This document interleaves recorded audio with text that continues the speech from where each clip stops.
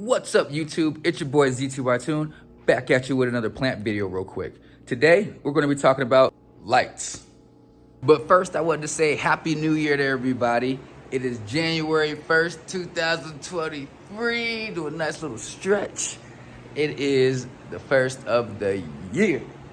How are you guys doing? What are your plans and goals for the year? I hope they're big and I hope you accomplish them. With that being said, let's get to it.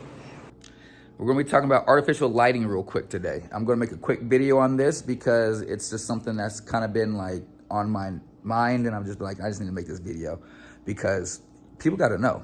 I got these floodlights, where's the box? So I got these floodlights from Walmart. I paid $10 for this one because it was on sale because the box was open, I think. But the original price is 20 bucks for each of these. I have 4 of them. I've been using 2 of them above my fish tanks by the Monsteras forever.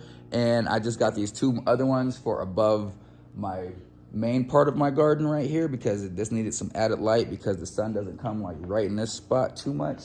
So like, it just needs some extra added light. Like it's already a bright room, but it just needs a little bit more, you know? So I went ahead and got these. I was looking at Soltech's. Now, nothing against Soltech. I just wasn't trying to pay $200 for each light when I paid $20 per light. That was just outrageously way too much than I was willing to pay. Little quick history on background with lighting. As you guys know, I used to grow cannabis, and that's why I'm pretty decent at growing houseplants. When I grew cannabis, the big things in those communities were, at the time, was HPS, high pressure sodiums, metal halides, things like that create a lot of heat and use a lot of power, and you have to have an electrician come and hook them up because you can't just plug and play most of those. Like back in the day, you couldn't plug and play a ballast. You had to have it hooked up into a ballast, but hooked up into your main power source. It was crazy. I was not doing all that. So I was like, I need to find an alternative. So what I did as a grower, an indoor grower, I found LEDs. Now, luckily, I was growing around the time when LEDs were just kind of starting out. That's when we still had the LED bulbs that you screw in, and it had the spirals and stuff like that. So I came in the game kind of really like at the right time with the growing about 13, 14 years ago when I was about 17. My homie, me and my homie, I'm not going to say his name, but we wanted to start growing, and we weren't trying to pay for HPSs and all that. So we were like, looking at specs, and we were like, yo, these LEDs have way less wattage. Screw into our regular bulbs, which you can have a lot of them in the room, and it's not going to run the power, and they don't have heat, so you don't need an exhaust fan bringing air in and taking air out of your grow system because the HPSs and metal halides created a lot of heat, and if you had a small grow area, that wasn't going to work. And we had small grow areas, so we had to have low heat, cost efficient, less power using lights, which LEDs were around at the time, and we were in luck, and we figured out how to just hook up like all these. So we got like the 1,000-watt LEDs, and we just figured out how to hook up like 5,000 to 6,000 watt LEDs to have a whole, well, watts don't really matter. That's another thing we're talking about, but we just figured out how to hook these LEDs up to be able to have a lot of power and a lot of bright light without having all the electricity bill overage and heat. Excess heat, you know. So when I was getting into like doing my indoor, I kind of did the same thing. I was like, yo, I'm not gonna buy these expensive LED grow lights that are now on the market, because now they're available. Now we have LED grow lights on the market, but they're like $200. They're expensive lights, you know what I'm saying? I'm like, I'm not doing that. So when I was at Walmart, I was just shopping one day. It was like a couple years ago, like a year and a half ago, when I got those ones over there. I saw these, and I was like reading the specs on them. It says the equivalent to 3,000 watts. These are only 55 watts. So these use 55 watts, which the Soltech use 40. So these use only 15 more watts than the Soltech. These have 5,000 Kelvin, which that's important. So watts, we don't look at. Watts is how much power is being drawn from our electricity. Like that's how much power is being used. That has nothing to do with the light that's hitting on the plants. So when people will be like, oh, my lights are 20,000 watts, bro. Like, no, that's equivalent, because if it's LED, it's going to be equivalent. So what's the actual, that's just the power that's drawing, bro. Like that's not even, like this is 300 watts equivalent. like that. It would be drawing 300 watts because of the power, but it's not because it's LED, so it's only drawing 55. You got to understand there's a difference when it says equivalent with LEDs. If it was an actual regular metal halide, high pressure sodium light bulb, it would be drawing 300 watts, but it's not. So it's LED, so it's only drawing 55. It's equivalent to 300. That's what you gotta understand. What really matters with lighting is color spectrum, which it's mainly color spectrum, Kelvin. So Kelvins are how color spectrum. Kelvins isn't your color spectrum. Your color spectrum is how much red versus blue and in between greens and all that is in the light. So that's your color spectrum, how much color. So then you have Kelvins. Kelvins are your hot and cold. At the end of the day, you have a redder hue in the sky. That's going to be around like the 1900, 1000, 2000 Kelvin, okay?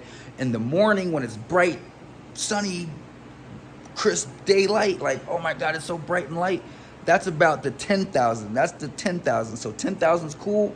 1,000, Kelvin's on a range from 1,000 to 10,000. 10,000 being coolest, 1,000 being the reddest, hottest, warmest. So with that being said, plants thrive because plants need cold and warm. They need cool and warm light. They need the cool and warm, you know what I'm saying?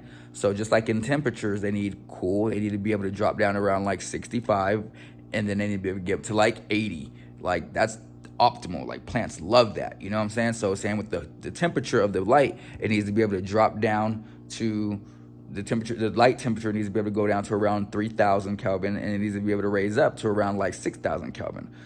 So that's why a lot of people like to keep their Kelvins right in between at about 4,000, 3,000, 4,000, 5,000. They like to keep their Kelvins right there for growing. That's like optimal growing. If you're trying to flower, you'd obviously want to go higher to like a 6,000, 7,000 Kelvin. If you're in vegetation, you want to just keep it around like the 3,000, 4,000. You know what I'm saying?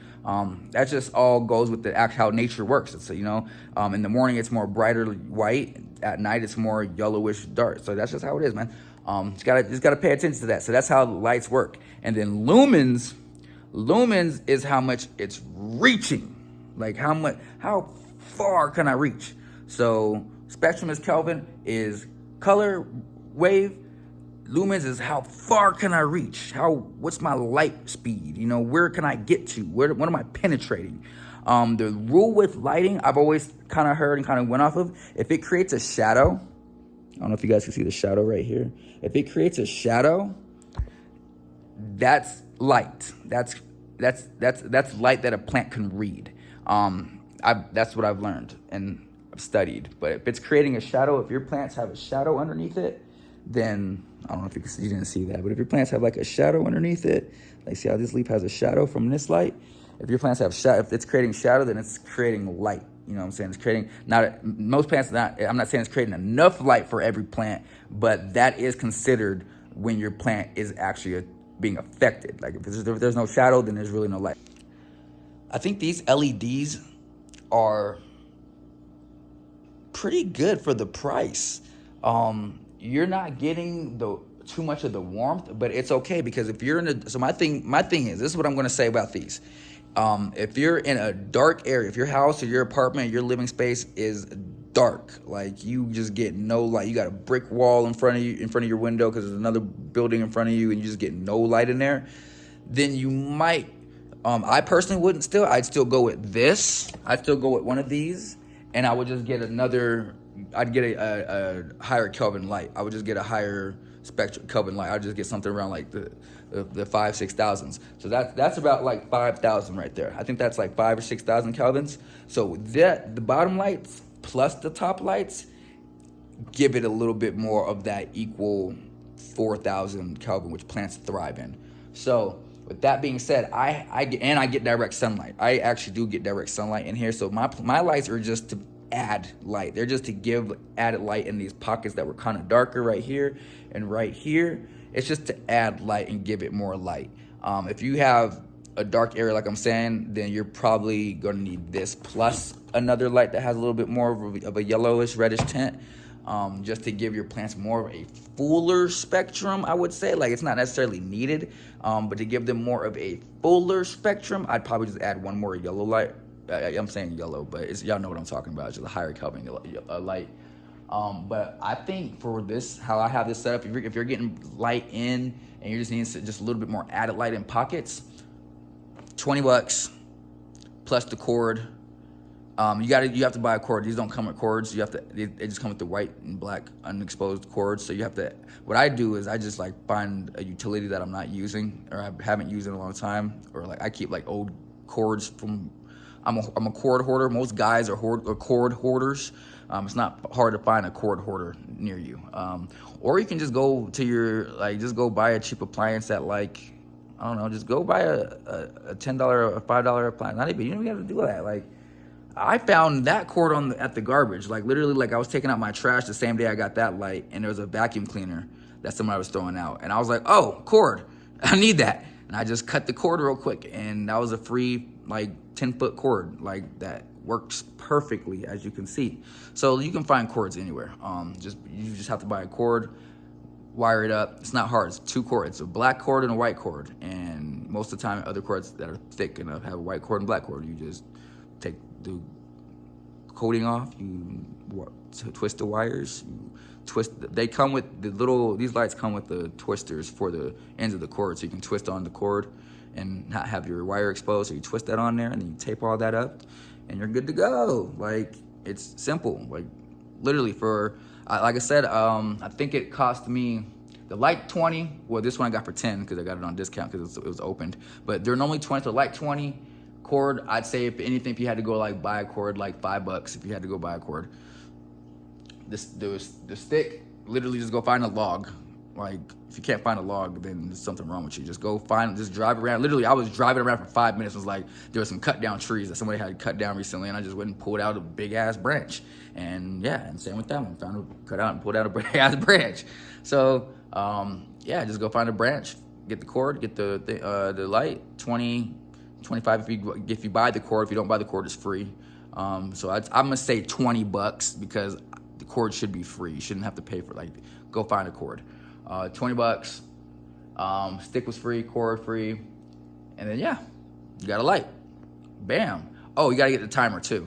The wall timer, get you a wall timer. Beep, the little iHome timer, or not timer, timers, it's the Wi-Fi timer. Just buy you a Wi-Fi timer, get them on eBay, or not eBay, get them on Amazon, get them at Walmart, get them anywhere. Same place I got the light, get your timers. The timers are $20, but you get 2 of them. So if you would just say the one timer for the one light, that's $10. So you're looking at $30. I'd say all together $35 for a same spec light as the Soltech for way less. And it's a DIY. It's fun. It's a project. So you guys do what you want. I'm not saying don't buy a Soltech because, like I said, it probably does have its place in like a dark apartment if you didn't want to do too much. If you had the money to just spend $200 on a light. If you just needed one light, I can understand. Do I have something on my eye? I think I got something on my eye now. If you needed just one light, I can understand. I did have something on my eye. Sorry, I had something on my eye. Long eyelashes, that happens. Girls want long eyelashes, and I'm always like, why? They hurt. They just fall on your eye. Oh, my fan just came on. See? That's the timers. Fans just come on, go off and come on. It's timing. You get everything on my house is on a timer. The lights are on a timer. The fans are on a timer. If your stuff's not on timers, people, what are you doing? Why are you wasting time? Get everything on a timer, Wi-Fi. That way you can click it on, click it off, let it go on, go off, time, schedule it, do all that. So save time, save life. But yeah, where was I at? So yeah. I'm not necessarily saying I wouldn't go with a Soltech. Like I said, it probably has its place. If you're just getting one, if you just have that, if you just need the one for this one corner in your apartment and it looks nice, do it. That's fine. I'm not saying don't get a Soltech. I don't have nothing against Soltech. Me personally, I can just get the same results with other lights for way cheaper. Way cheaper. Literally, this is for a freaking garage. Honeywell. Floodlight. For a garage, for the driveway, growing plants. Who would have thought? Pretty simple things, you guys. That's all I got to talk about today on it. If you guys have any questions, get at me in the DMs. I'm gonna put the specs right here. I'll put Soltech's and I'll put Honeywell's, and as you guys can see, it's the same specs. You know what I'm saying? It's literally the same specs almost. It's just to each his own. I'm just not paying $200 for a light. Soltech, if you want to sponsor me one time and throw me a light, we can compare lights. We can compare Soltech versus one of these and see which one does better or something. I don't know. But y'all have a good day. Happy New Year. See y'all later. Peace.